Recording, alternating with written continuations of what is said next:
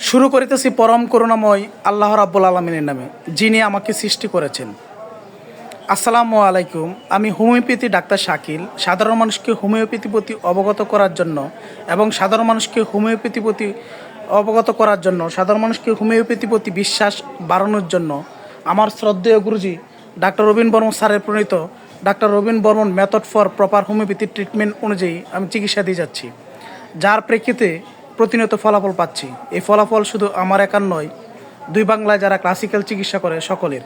আমি যে রুগীটি দেখাতে চাচ্ছি, ওর সমস্যা ছিল লিম্ফ নোড। প্রায় এক বছর আগে লিম্ফ নোডটা ছিল। আমার হোমিওপ্যাথি 2 ডোজ খাওয়ার পরে রুগী ভালো হয়ে গিয়েছিল।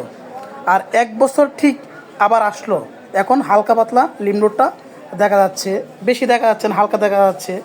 তার এই রুগীর বাবা আবার রুগীকে নিয়ে আসলো এই লিম্ফ নোড চিকিৎসা করার জন্য।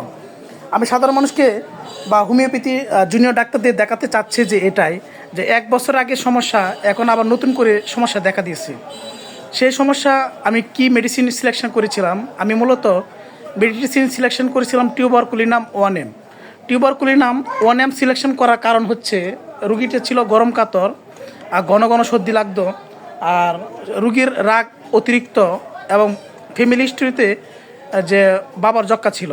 আচ্ছা, আপনার কি আগে যক্কা ছিল না? আপনার যক্কা হয়েছিল? টিবি হয়েছিল। আর মেয়ের তো ঘন ঘন সর্দি লাগে। আচ্ছা, মেয়ের কি রাগ বেশি? রাগ উঠলে কি জিনিসপত্র ভাঙ্গে আবার বাচ্চাদেরকে মারে? যাই হোক, এই প্রেক্ষিতে আমি টিউবারকুলিনাম 1M 4 ডোজ দিয়েছিলাম। 4 ডোজ দেওয়াতে রুগী সুস্থ ছিল। আবার এক বছর যেহেতু এক বছর পর আবার আসলো, সেহেতু আমি আবার টিউবারকুলিনাম 1M দিতে চাচ্ছি। দেখি কী অবস্থা হয়। ধন্যবাদ।